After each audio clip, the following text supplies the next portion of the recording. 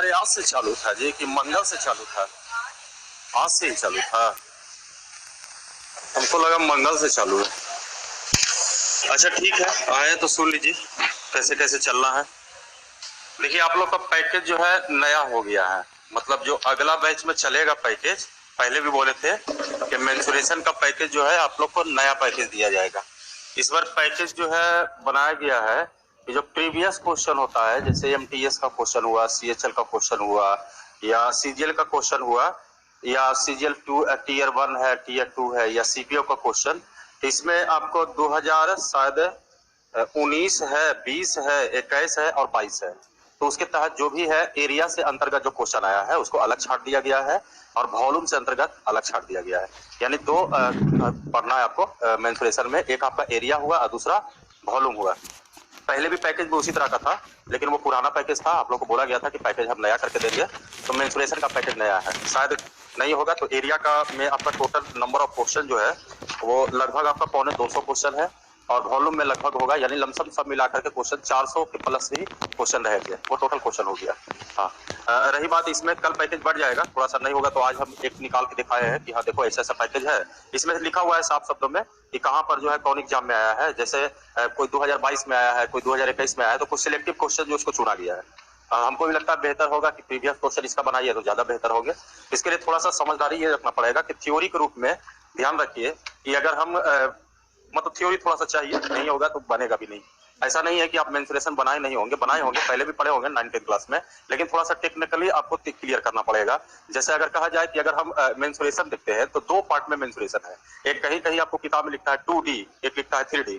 तो 2D का मतलब, डी का मतलब होता है डायमेंशन, या उसी को हिंदी में कहेंगे तो बीमा भी कहते हैं। यानी एक हो गया दो बीमाएं आकृति, एक हो गया तीन बीमाएं आकृति। जनरली देखिएगा कि अगर हम 2D के अंतर्गत चलते हैं, यानी अगर हम दो बीमा के अंतर्गत चलेंगे तो वहां पर कभी भी वॉल्यूम नहीं निकलेगा। जब भी निकलेगा तो उसका आप बाउंड्री की लंबाई पेरीमीटर निकालिएगा, नहीं तो उसका एरिया निकालिएगा। लेकिन अगर हम 3D के अंतर्गत आएंगे, यानी जिसमें आकृति में बीमा 3 गो होगा, तो उसका वॉल्यूम निकलता है। जैसे आप क्यूबाइड के नाम सुने होंगे, जिसको हिंदी में कहते हैं घनाभ। एक हुआ क्यूब, जिसको हम लोग हिंदी में क्या कहेंगे, घन। तो क्यूबाइड में आप क्या देखते हैं कि उसमें लंबाई भी होता है, चौड़ाई भी होता है और साथ ही साथ ऊंचाई। तो यहाँ पर डायमेंशन इसको बोला गया कि 3 डायमेंशन। जैसे अगर हम रेक्टेंगल में देखते हैं तो एक लंबाई होता है और एक क्या होता है, चौड़ाई, तो उसको कहेंगे इसमें 2 डायमेंशन है। इसलिए इसको 2 वर्गों में बांटा गया है। या इसी को कहीं कहीं किताब में ये भी लिखता है, एक प्लेन सरफेस, एक कर्व सरफेस। प्लेन सरफेस अर्थात जिसको हम हिंदी में कहेंगे समतल सतह, और कर्व सरफेस का मतलब हुआ वक्र सतह। कोई भी आप देखिएगा प्लेन सरफेस के अंतर्गत समतल जिसकी आकृति होगा, उसका लगभग 99% जो होगा उसमें आपका एरिया नहीं निकलता है।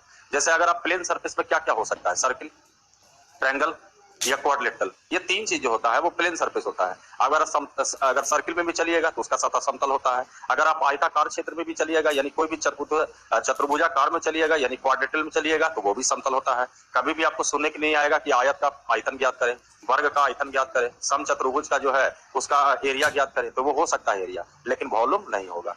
लेकिन अगर जहां पर आयतन की बात होगा तो कम से कम वहां पर 3D चाहिए, यानी 3 डायमेंशन चाहिए, या तो उसका सतह जो होगा वो वक्र होगा। जैसे 3D में आप देखे होंगे क्यूब होता है, क्यूबाइड होता है, या हिंदी में कहा जाए तो घन और घना। क्यूब को घन कहेंगे। जैसे आप बेलन पढ़ते हैं, शंकु पढ़ते हैं, गोला पढ़ते हैं, इनका जितना भी सतह आप देखिएगा तो सबका सतह क्या होगा, वक्र सतह होगा, या डायमेंशन कहा जाए तो 3 गो होंगे। जैसे अगर आप सिलेंडर में चलिएगा तो उसमें देखिए डायमेंशन 3 गो तो नहीं, लेकिन उसका सतह क्या होगा, वक्र होगा, यानी समतल नहीं होगा। जब भी होगा तो वक्र सतह होंगे।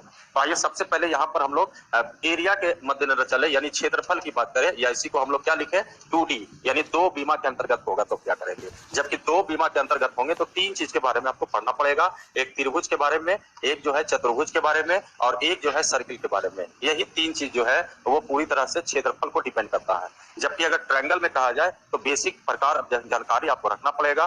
कुछ पॉइंट होंगे जो हम आपको लिखा देंगे, लेकिन बहुत सारे पॉइंट आपको जानकारी होंगे तो उसको कोई जरूरी नहीं। जैसे अगर हम त्रिभुज की बात करें तो त्रिभुज में 3 भेद हो, 3 मतलब कोण होते हैं, 3 भुजा होते हैं। कहीं कहीं पढ़े होंगे त्रिभुज के 3 प्रकार होते हैं, लेकिन कोण के आधार पर कहा जाए तो 3 होंगे, भुजा के आधार पर भी कहा जाए तो 3।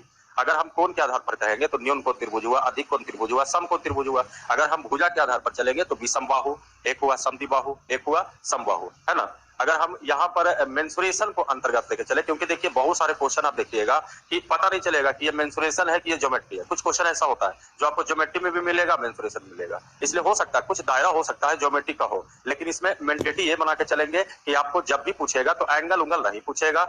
जब भी क्षेत्रमिति के अंतर्गत पूछेंगे तो क्षेत्रमिति का मतलब हुआ क्षेत्र का मापन करना, तो मापन कभी एंगल के बारे में नहीं यहाँ पर पूछा जाएगा। हाँ, जो आपका क्षेत्र होगा उसका बाउंड्री की लंबाई पूछेगा कि हाँ भाई चारों ओर का बाउंड्री क्या हो गए, या बाउंड्री से घिरे हुए क्षेत्र का क्षेत्रफल पूछेगा। यानी इसमें मोटो आपका यही है, या तो पेरीमीटर या तो एरिया निकालना। अब देखिए इसको हम बेसिक ये समझे कि ट्रायंगल के अंतर्गत चलेंगे तो एरिया कितने प्रकार से निकाला जा सकता है। अगर सारा चीज को मिला दीजिए, जैसे कोऑर्डिनेट एक टॉपिक होता है, एक ज्योमेट्री होता है, एक ट्रिगो होता है, एक आपका मेंसुरेशन हुआ, अगर टोटल मिला दीजिए तो 11 तरीका से एरिया ऑफ ट्रायंगल निकलता है। लेकिन मेंसुरेशन के अंतर्गत चलिए तो 5-6 क्वेश्चन 5-6 तरीका का आपको भी ध्यान में रखना पड़ेगा, कब कौन सा काम देगा। हाँ, जहां पर कंफ्यूजन होगा वहां पर कहिएगा तो हम उसको शो कर देंगे कि हाँ इतना बराबर इतना होना चाहिए। जैसे देखिए सबसे पहले अगर कहा जाए तो एक होगा इसमें जनरल केस। जनरल केस का मतलब हुआ कि कोई भी त्रिभुज अगर दिल है तो उसका अगर हम तीनों भुजा दिया हुआ है तो उसका हम क्षेत्रफल कैसे निकालेंगे। और बचपन से आप रखते आए हीरोज फॉर्मूला याद कीजिए, √s × s - a s - b s - c। दूसरा आप ये भी ध्यान में रखते होंगे कि त्रिभुज का क्षेत्रफल बराबर हाफ गुने आधार गुने क्या होता है, ऊंचाई, ये भी होते हैं। जबकि कुछ सिलेक्टिव ट्रायंगल होंगे, जैसे अगर हम आइसोसेलेस कहें यानी समद्विबाहु अगर त्रिभुज का है तो उसका एरिया अलग होते हैं। अगर हम समबाहु में जाएंगे, इक्विलैटरल में जाएंगे तो उसका एरिया अलग होंगे। इसके अलावा कहा जाए तो कहीं कहीं आपको ऐसा भी क्वेश्चन मिलेगा, जैसे कहने का मतलब हुआ कि अगर ये भुजा दिया हुआ है 12, ये दिया हुआ है ये दिया हुआ है 16 और इसमें बीच का एंगल दे दिया है 60, कहेगा एरिया ऑफ ट्रायंगल निकालिए।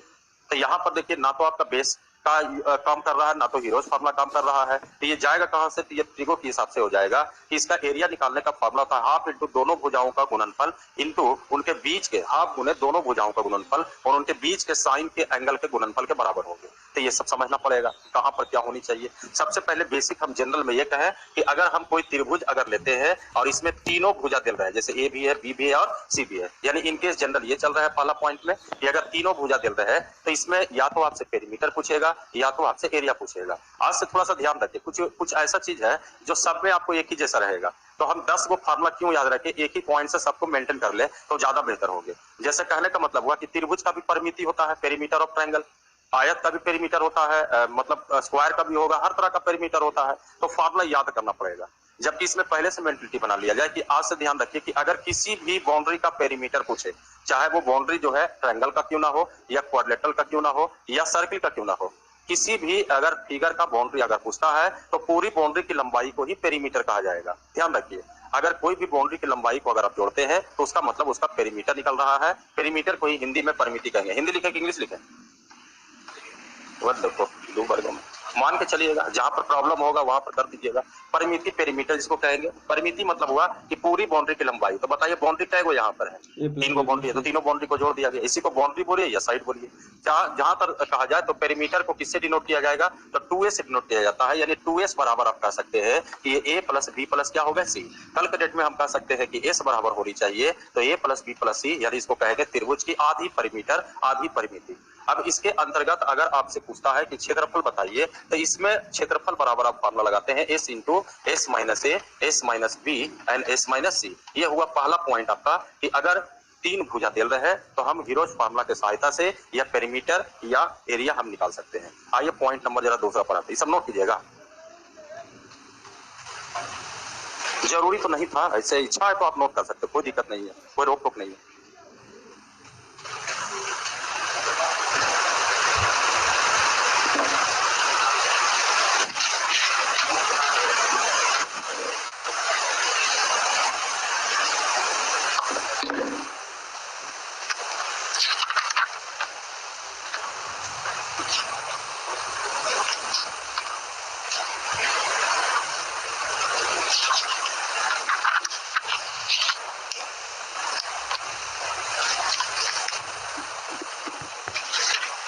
हो गए, देखिएगा दूसरा पॉइंट इसमें हुआ कि अगर हम किसी त्रिभुज में बेस और हाइट रहता है तब हम उसका एरिया कैसे निकालेंगे। पहला जनरल पॉइंट ये हुआ कि अगर हम ट्रायंगल में तीनों साइड दिल रहे हैं तो उसका एरिया या पेरीमीटर निकालने के लिए क्या तरीका अपनाएंगे। दूसरा पॉइंट है कि अगर आपके पास बेस और हाइट किसी ट्रायंगल में अगर बेस और हाइट आ जाए तो वहां पर हम एरिया या पेरीमीटर कैसे निकालेंगे। जबकि ध्यान रखिए बेस और हाइट तभी आएगा जब एंगल कितना डिग्री का कोण बनेगा, 90 डिग्री का। कभी भी बेस आप कहते हैं, जैसे अगर कोई ट्रायंगल लिख दिया जाए और कह दे कि ये बताइए जी इसमें बेस कौन है, जैसे एबीसी एक ट्रायंगल कह दिया जाए, बेस इसको हिंदी में क्या कहेंगे, आधार, तो कहेगा आधार कौन है इसका, तो बीसी, कैसे बीसी आप बोल दीजिएगा आधार, इसको भी आप बेस कहिएगा, इसको भी बेस कहिएगा। यानी पहला पॉइंट ये होता है कि बेस तभी होगा जब उस पर 90 डिग्री का एंगल बनेगा। यानी यहाँ पर मोटो ये है कि जब बेस और हाइट की बात होगा तो उस ट्रायंगल में एंगल 90 डिग्री बनेगा ही बनेगा।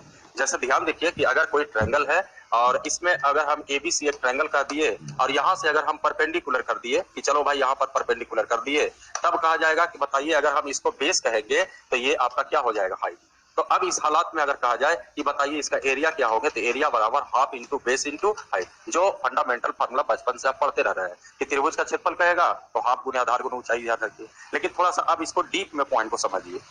अब यहाँ पर सिर्फ ये मतलब नहीं है कि आप हाफ गुने बेस गुने हाइट कर दीजिएगा आंसर हो जाएंगे, कुछ क्वेश्चन इसी में घुमावदार कर देगा। अब नोटिस कीजिए, बेस किसको आप बोल रहे हैं, बीसी को।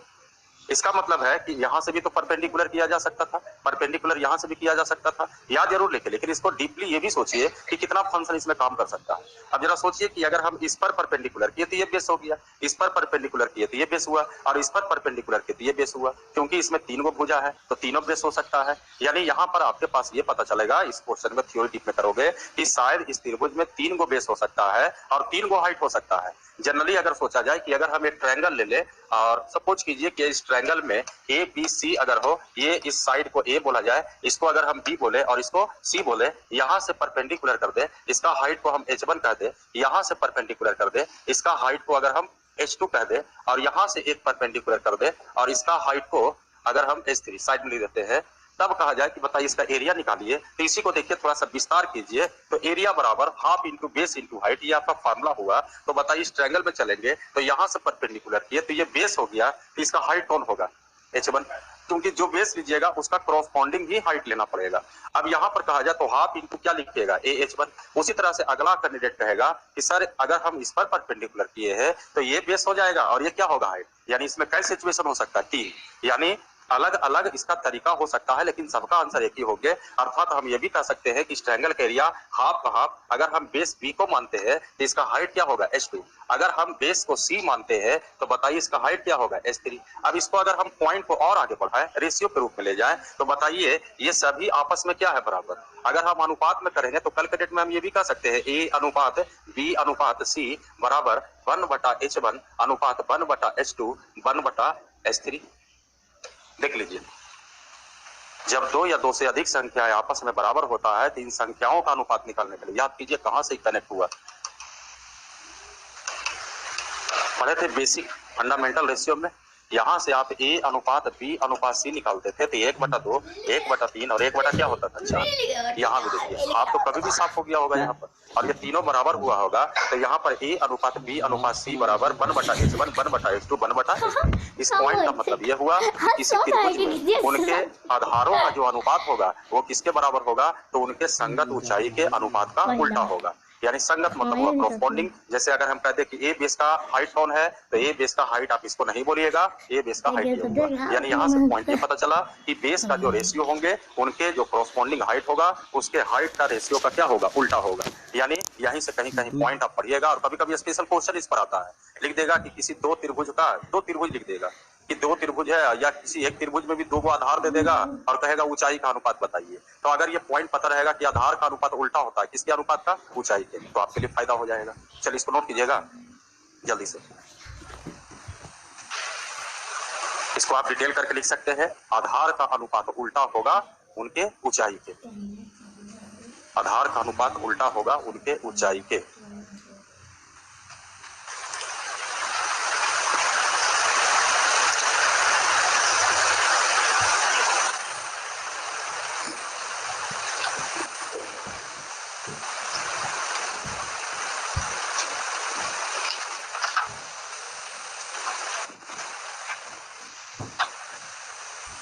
हो गया।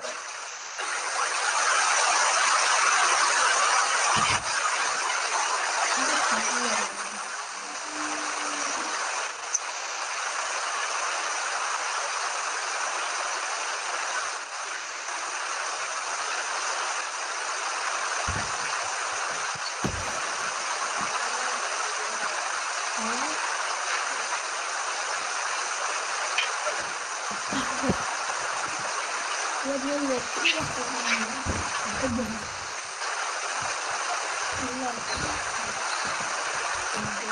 गए मिठाई? खाली लिखने से नहीं होगा। जैसे आप बचपन से रटते आए त्रिभुज का क्षेत्रफल बराबर हाफ गुना आधार गुना ऊंचाई, रटते रहिएगा क्वेश्चन निकल जाएगा। इसलिए पॉइंट को समझिए, आधार का अनुपात उल्टा होगा ऊंचाई का अनुपात का। कुछ हम एग्जाम्पल आपको समझाते हैं। अभी थ्योरी पढ़िएगा तो और लगता है बहुत लोग को, लेकिन थ्योरी आपके पास मजबूत रहेगा तभी क्वेश्चन को उलटिएगा तेजी से। देखिए क्वेश्चन हम आपको शो करवाते हैं एग्जाम में कैसे क्वेश्चन पूछता है। सीधा सीधे नहीं पूछेगा, हाफ गुना आधार गुना ऊंचाई लगाइए। देखिए ध्यान दीजिए, समझिएगा क्वेश्चन।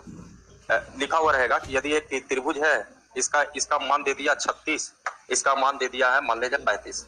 इसमें कहेगा कि बताइए इसका ऊंचाई जो है, यहाँ ध्यान रखिए, कहेगा कि इसका ऊंचाई का जो मान है वो दिया हुआ है बताइए 25, तो कहेगा बताओ इसका ऊंचाई क्या होगा। अब आप कौन सा थ्योरी लगाइएगा? तो अभी आपके पास पॉइंट है, आधार का अनुपात उल्टा होगा किसके ऊंचाई का, है दिया हुआ। जबकि सीधा सीधी भी आप कर सकते हैं, सीधा सीधी सोच सकते हैं। सीधा सीधी कैसे सोचेंगे? यही त्रिभुज है, अगर इस त्रिभुज में एक तरफ हम क्षेत्रफल बराबर करें तो हाफ का हाफ, आधार की जगह अगर हम 36 मानते हैं तो इसका ऊंचाई को क्या मान लिया जाए? h। अच्छा ये 25 था, इधर वाला 25 था, ये वाला 36 वाला। अच्छा ठीक है 36 वाला दे ले, कोई दिक्कत नहीं है। ये ऊंचाई आपको क्या करना है? निकालना है। अब देखिए सीधा सीधी इसको कैसे बनाइएगा, हाफ गुने आधार का 36 और ऊंचाई की जगह क्या कर दिया 25। जबकि इसी त्रिभुज में हम आधार इसको बदले और इसका ऊंचाई को क्या बोल दिया जाए? h। बताइए एरिया दोनों स्थिति में बराबर होगा कि नहीं बराबर होगा? अब यहाँ से किसका मान निकालिएगा? h का मान निकालिएगा, h बराबर ये होगा। लेकिन अगला क्या करेगा? बिल्कुल ऐसे भी बना सकते हैं, लेकिन आपके पास पॉइंट स्पेशल है तो उसका फायदा क्या उठाया जाएगा? आपके पास रेशियो है, और रेशियो ऐसा नहीं कि छूटने वाला नहीं है, वो यहाँ भी आपको काम देगा। बहुत सारे क्वेश्चन में रेशियो आपको काम दे देगा। यहाँ पर क्या आपके पास पॉइंट है कि बताइए उनके आधार का जो अनुपात होगा उल्टा होगा किसके अनुपात का? ऊंचाई का। बताइए दोनों का बेस है कि नहीं दिया हुआ है? एगो का बेस कितना है? 36, एगो का बेस कितना है? बेस में अनुपात कुछ बनेगा? नहीं बनेगा। मान लिया जाए कि अगर अवसर रहता यहाँ पर 30 रहता, कुछ बनने वाला रहता, कटने वाला और मजेदार आपको सीखने को मिल जाता। तो बताइए एगो का बेस 30 है तो अगला का बेस कितना है? तो बताइए इन दोनों के बेस में अनुपात 35, इन दोनों के बेस में अनुपात कितना होगा? तो ये 6 और ये कितना होगा? अब बताइए ऊंचाई का अनुपात कितना होगा? 7 अनुपात। बताइए इसका ऊंचाई कितना दिया हुआ है? 25। 25 का तुलना कितना से करेंगे और इधर का ऊंचाई निकालेंगे, ये आपको फायदा होगा। पॉइंट के लिए ध्यान में रखिएगा, थोड़ा समय का बचत हो जाएगा। कुछ और क्वेश्चन समझिए, इसको नोट करना जरूरी है। सिर्फ हम आपको समझा रहे हैं कि हाँ थ्योरी पर आप और मत रखिए, थ्योरी आपको काम देगा। देखिए ध्यान दिया जाए, अब जरा और समझिए। कुछ सिलेक्टिव ट्रायंगल में भी एंट्री करेंगे। अभी तक हम लोग दो चीज देखे कि अगर बेस हाइट रहेगा तो माइनस कैसे किया जाएगा, तीनों अगर साइड रहेगा तब माइनस कैसे करेंगे। जबकि अगर आप सिलेक्टिव में चलते हैं, जैसे कहने का मतलब है सिलेक्टिव का मतलब स्पेशल ट्रायंगल के ऊपर टारगेट किए। अभी कोई ट्रायंगल नहीं, जनरल ट्रायंगल था कि हाँ किसी तरह का ट्रायंगल रहे, तीनों साइड रहे तो कैसे होगा। अब इसमें पॉइंट आगे जाकर के सिलेक्टिव पॉइंट क्या होगा। अभी तक हम लोग पढ़े कि हाफ गुने आधार गुने ऊंचाई बराबर क्षेत्रफल होता है। इसी को थोड़ा सा विस्तार और किया जाए, कहाँ कहाँ सिलेक्टिव होंगे। कभी कभी अगर ये ट्रायंगल है, ध्यान दीजिए, कुछ कंफ्यूजन भी हो सकते हैं जो उसको दूर करने की कोशिश कीजिएगा। जैसे मान लिया जाए कि अगर हम यहाँ से परपेंडिकुलर करेंगे तो ये बेस कहलाया, ये क्या कहलाया? हाइट। ये बेस है, बी से इसको क्या बोला गया? बेस। तो ये क्या हो गया? हाइट। ये कौन सा ट्रायंगल हो सकता है?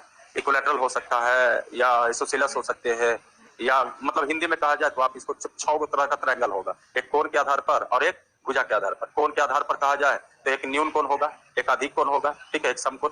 न्यून कोण जिसको इंग्लिश में कहेंगे एक्यूट एंगल ट्रायंगल, अधिक कोण का मतलब ऑब्ट्यूस एंगल ट्रायंगल, एक आपका राइट एंगल ट्रायंगल जिसको समकोण त्रिभुज कहेंगे, है ना। तो यहाँ पर देखा जाए ये कैसा ट्रायंगल हो सकता है? एक्यूट ऐसा हो सकता है कि ऑब्ट्यूस हो सकता है कि वो right angle triangle. Right angle triangle नहीं कहलाएंगे। राइट एंगल ट्रायंगल होगा तो उसमें कहेगा कि किसी ऐसा त्रिभुज जिसका एक कोण कितना डिग्री होगा। जबकि देखिए ई राइट एंगल ट्रायंगल हो सकता है, ई राइट एंगल ट्रायंगल बोल सकते हैं, ई पूरा को राइट एंगल ट्रायंगल आप नहीं बोल सकते। तो देखिए या तो नहीं, संभव नहीं, वो भुजा पर नहीं जाइएगा, अंदाजा ढेला मत मारिए। या तो ये कोण के आधार पर हम कहें, भुजा को साइड कर दीजिए, कोण के आधार पर बोलिए कौन सा ट्रायंगल ये हो सकता है। अधिक कोण त्रिभुज एक हो सकता है, समकोण त्रिभुज एक होता है, न्यून कोण त्रिभुज, यही 3 त्रिभुज। समकोण ये नहीं होगा। तो अब या तो त्रिभुज ये न्यून कोण होगा या तो आपका अधिक कोण त्रिभुज होगा। जबकि न्यून कोण का त्रिभुज का भी परिभाषा आपको जानकारी होना चाहिए। वैसा त्रिभुज जिसका प्रत्येक कोण कितना डिग्री का हो। अगर हम कुछ देर के लिए इसको हटा दें तो बताइए कोई भी कोण आपको नजर आ रहा है कि 90 से बड़ा होगा कि छोटा होगा? यानी त्रिभुज कैसा था आपका? न्यून कोण त्रिभुज, एक्यूट एंगल ट्रायंगल था ये। ऑब्ट्यूस एंगल ट्रायंगल, अधिक कोण त्रिभुज का मतलब होता है ऐसा त्रिभुज जिसका एक कोण 90 डिग्री से ज्यादा हो। एक कोण, ध्यान से गौर से सुनिएगा, सभी कोण 90 से कम हो तो उसको कहते हैं न्यून कोण त्रिभुज।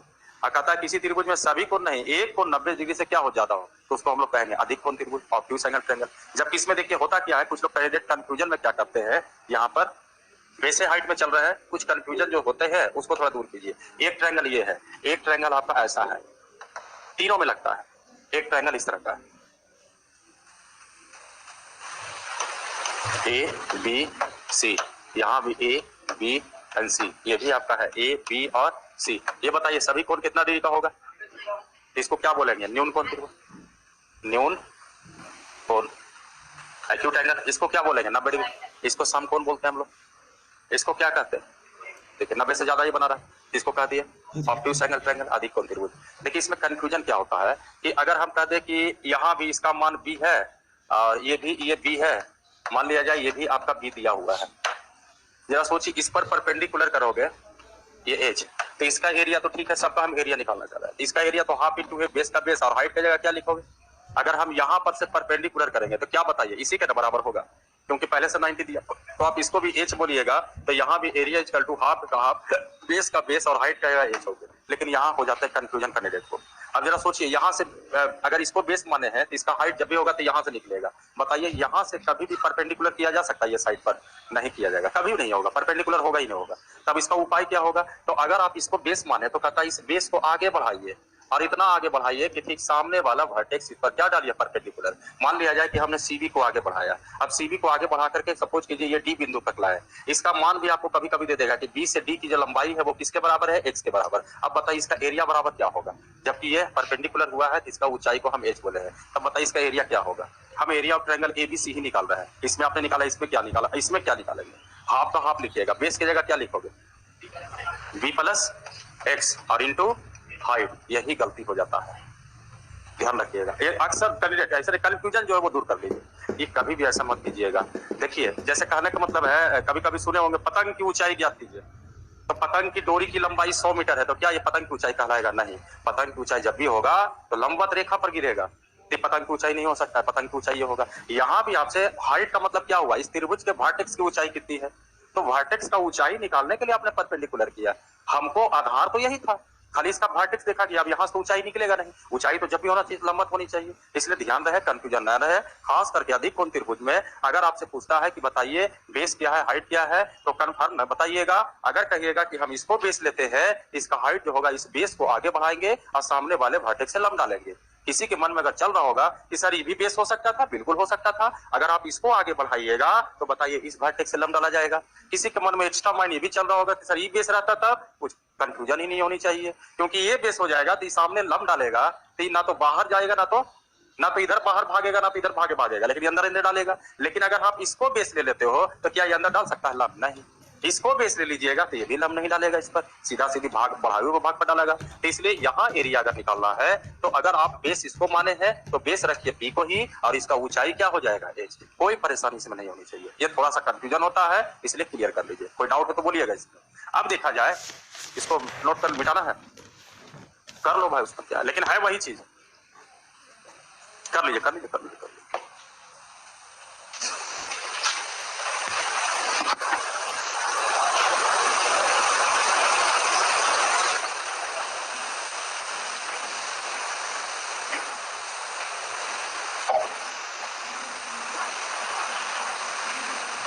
हो गए। बस छोटा छोटा जो कंफ्यूजन होता है उसको दूर कर लीजिए। अभी चल रहा है वही half into base into height की थ्योरी पर। जहां पर हिंदी में प्रॉब्लम हो बोल दीजिएगा, इंग्लिश कर दिया जाएगा, बस मीनिंग नहीं बताया जाएगा लेकिन बोल दिया जाएगा।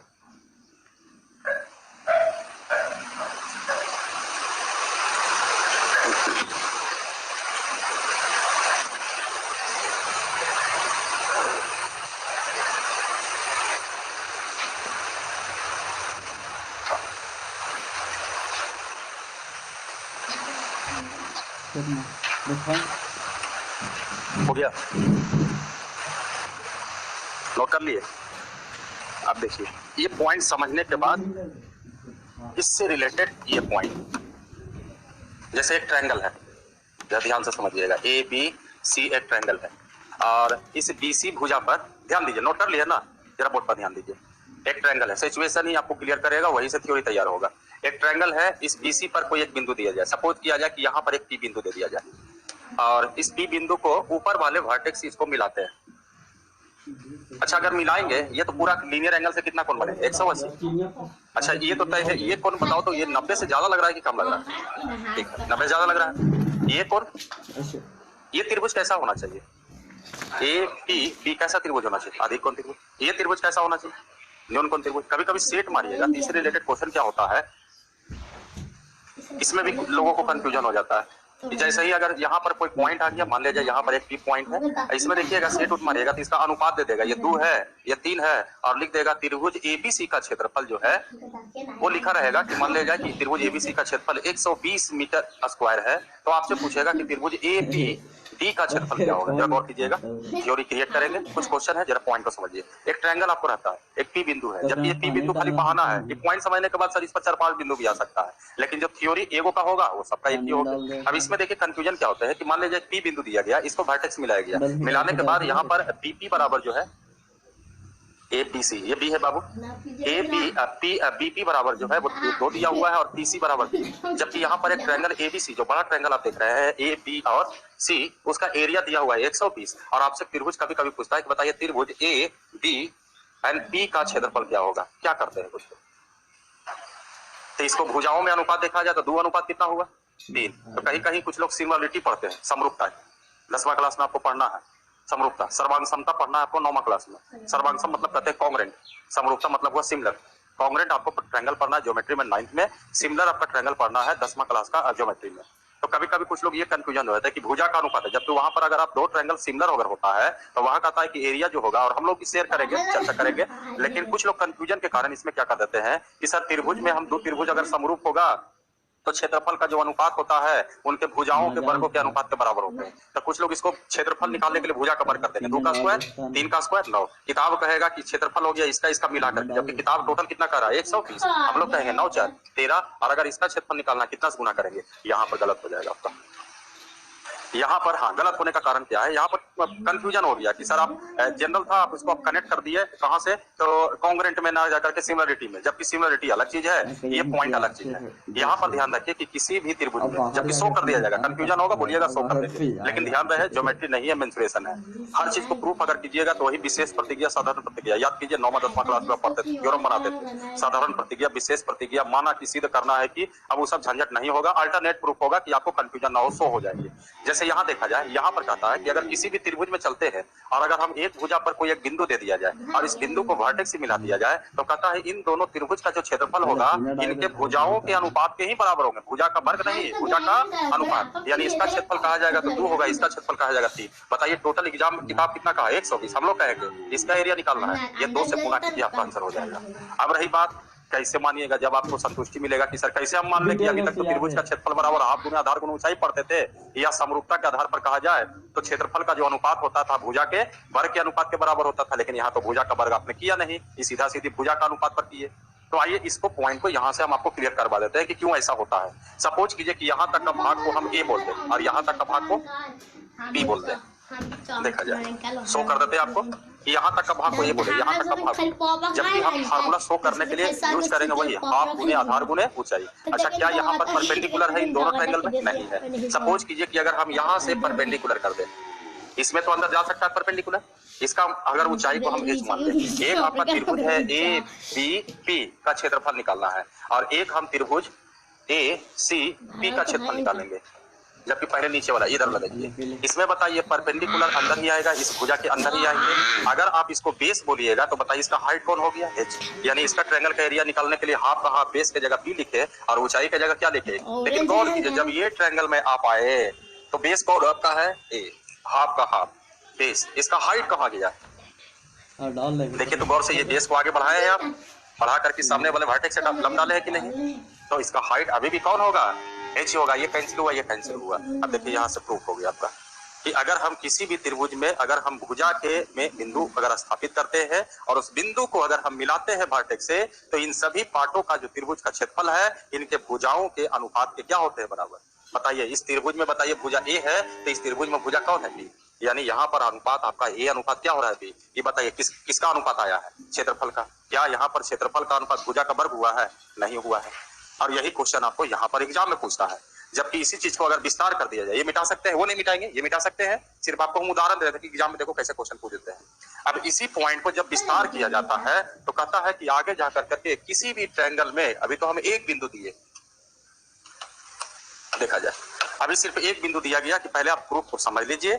अब इसको विस्तार किया जाए तो कहता है कि अगर हम किसी त्रिभुज में चलते हैं और एक भुजा पर एक बिंदु ना दे करके 2-3 को बिंदु दे देते हैं, जैसे मान लिया जाए यहाँ पर एक बिंदु को हम पी लिख दे, यहाँ पर एक बिंदु को क्यों लिख दे, और देखा गो और दे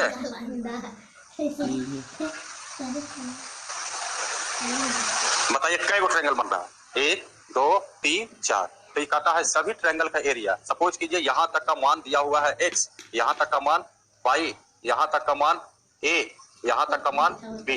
अब आपसे पूछेगा इसका एरिया 1 A1 हुआ, इसको एरिया 2 मान लेते हैं A2, इसका एरिया 3 A3, इसका एरिया को हम A4 कह दे। तो इन सभी का अनुपात अगर निकालेंगे, A1 अनुपात A2 अनुपात A3 अनुपात A4, A का मतलब क्या समझ लीजिएगा, एरिया। तो इसका एरिया निकालेंगे तो किसके बराबर होंगे, 3 के संगत भुजाओं के अनुपात के बराबर। यानी यहाँ पर हम लिख सकते हैं x अनुपात y अनुपात a अनुपात b, और ये पॉइंट रहेगा एग्जाम में, देखिए आंसर उड़ा दीजिए या नोट कीजिएगा इसको। चलिए नोट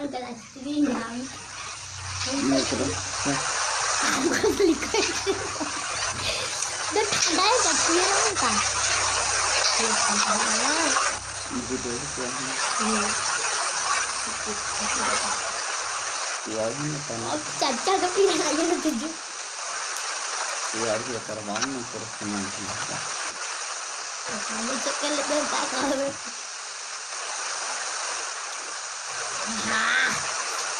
जाने जैसे तो पियाते हैं ना करवा, हम जाके बोलते हैं ये का मुँह तो काट काट वाला पियाले मिठाई तो लेते यार। अब ये ना नहीं पूरा खाते हैं तो कैसे है।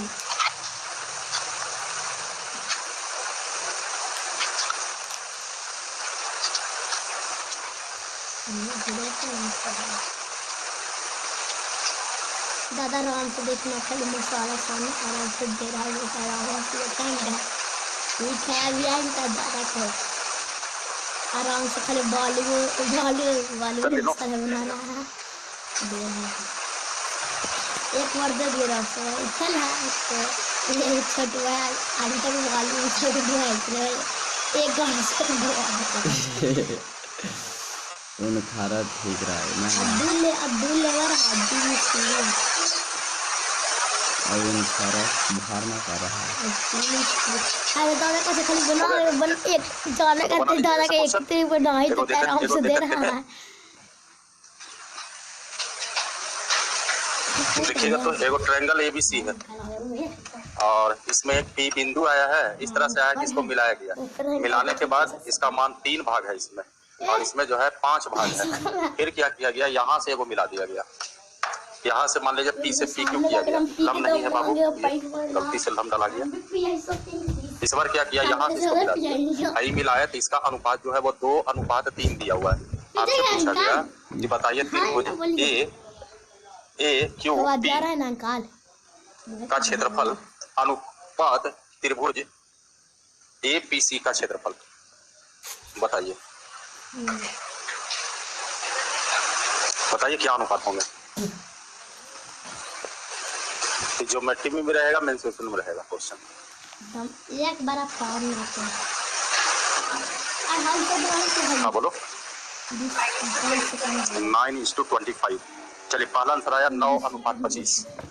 9:25 अभी बोला बना लेंगे, टेस्ट दे दिया गया। हाँ ई बना लीजिएगा, वो हल्का भी दे देते हैं।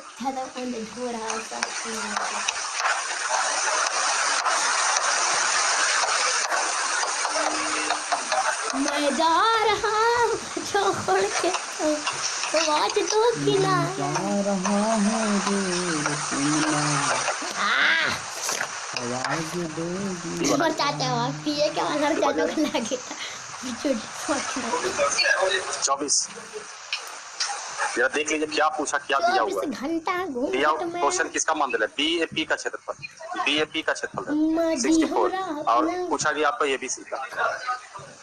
मतलब इतना भी नहीं कि सीधा सीधा रहेगा, पॉइंट आपके पास है, उसके बाद दाएं बाएं किस तरह से कर सकता। अब बताइए इसका क्षेत्रफल और इसका क्षेत्रफल का अनुपात 5:3 तो होगा, लेकिन दिया हुआ है किसका क्षेत्रफल BAP, इसका क्षेत्रफल किताब कितना कहा, हम लोग कितना कहेंगे, पूछा क्या है ABC पूछा है आपसे, नहीं आपसे पूछा है ABC, तो ABC में 5 आई तो 5 और 3 बनी 8, ये होगा 64 के बराबर, ये सीधा सीधी था, जबकि यही थोड़ी इसमें लगा हुआ है। आइए यहाँ से कैसे निकालोगे।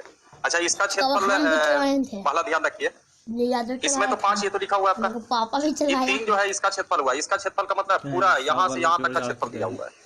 तो ठीक है, ये 3:5 को खाली आगे बढ़ाते हैं, 3:5, 5 बताइए कवर कर देगा, 5 वाला ये कवर करेगा ना बाबू। आपको किसका किसका एरिया निकालना था, एगो इसका और एगो इसका, इसका तो 5 का 5 होगा, लेकिन इसका तो 3 नहीं होगा। कहिएगा सर यही 3 दे दीजिए, गलत हो जाएगा।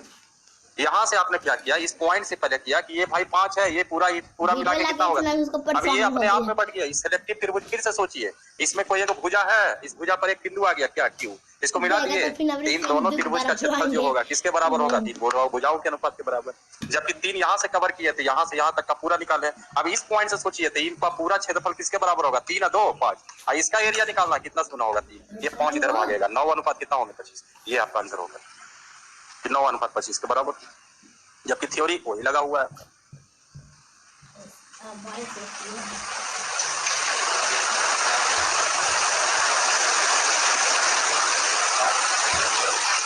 हो गया तो ज्यादा टाइम हो रहा है, रह दो ना कल पक्का 2:30 बजे से रहेगा, आपको याद नहीं था, देखा एक फोन किया पी गए ना अंकल अकेले, आपको पूछा फिर ना।